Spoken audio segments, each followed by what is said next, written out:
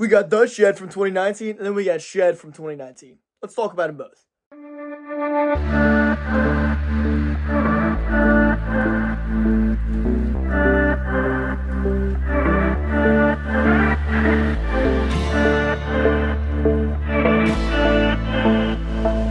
So funny story. At first I watched the wrong movie. I have The Shed from 2019 on DVD, but I was already on Tubi and they have Shed from 2019 on there, so I thought same year, near same title, perfect.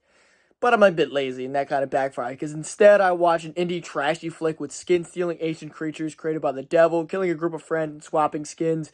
It was terrible. Every line is delivered poorly, the audio is bad, the pacing is bad, just not a good movie. In the end, one of the kids runs off with a skin-stealing demon to have a baby or something. It does have a decent-looking skin bodies, but overall, not great, not good. It is an attempt that does have a few solid moments, and we end with a thruple, down a member, but the good demon skin stealer joins this with the skin of the dead thruple member on, because, sure, why not? What the fuck is this piece of shit? Come to find out, that's not the movie I bought. Instead, I bought a vampire flick. The Shed from 2019 is actually awesome. The actual Shed is a lot of fun. We follow a kid, Stanley, who opens up with a set of parents, living a fantastical family life with a loving family. But his dreams come crashing down. His mom is a dead patient or something, and his dad blows his brains out. He wakes up in a juxtaposed world. Instead of a happy childhood, now he lives with his rough grandfather in a much more mature room. He's been in and out of juvenile detention since his parents' death, but he's also got a black eye and rock music, so what more can you ask for? So the local deputy and sheriff give him a little talking to before he goes to school and gets out with his homie Dahmer. And he's trying to get back with this girl Roxy, but a trio of bullies keep on messing with him and his homie. They jump Dahmer, meanwhile Stan's neighbor gets bit by a now dead vampire and he takes refuge in Stan's shed. So when Stan goes home, he discovers what he thinks to be a crackhead in his backyard. The vampire neighbor gets a hold of his dog and decapitates poor Ike, which doesn't rule him out as a crackhead. I know some crackheads, and I know they could rip the head off at least a poodle. He gets his granddad who gets snatched into the shed, and at this point, Stan has two options. He could run inside the shed and be a hero and save his granddad, or he can go call the police. He does neither. Instead, he just goes to school. He gets in a bit of trouble there fighting his bully, so the sheriff goes to get Grandpa. Stan, knowing his grandpa is dead, he scats out and he darts home. There, the cop finds his little secret monster and he gets her goddamn arm ripped off. But fuck, why stop there? Her head, too. The bully shows up, though, and beats the shit out of Stan before Dahmer shows up to the rescue, snagging the cop's gun and feeding the dude to the goddamn vampire in the shed. Sure, why the hell not?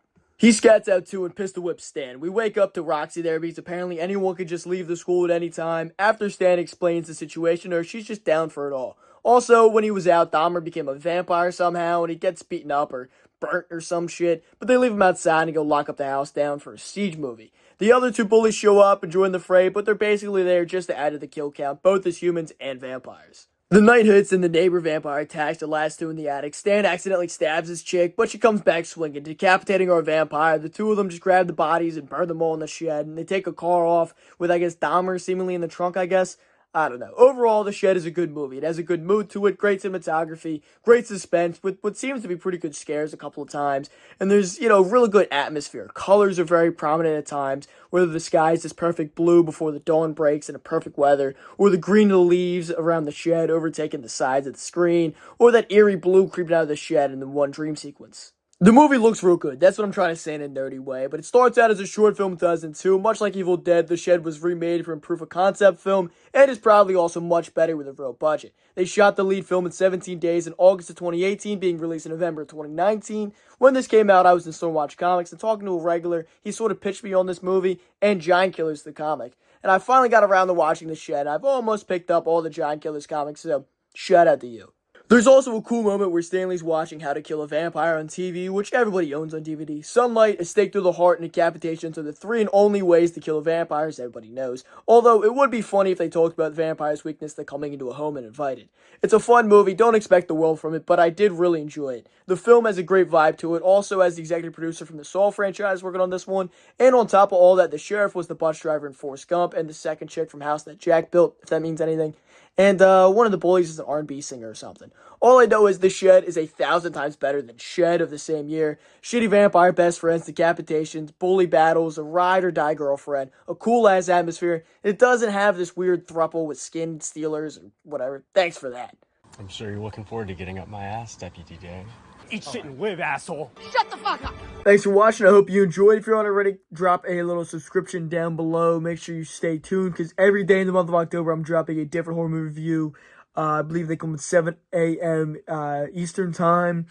And so keep an eye out for that. And then every other week throughout October, there's a bonus comic video still coming up. I still want to make sure there's still some combo content on the channel.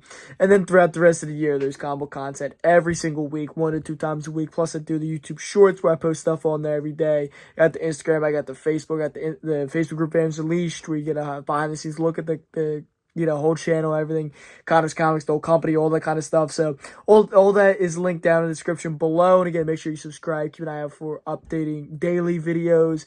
And until next time, peace.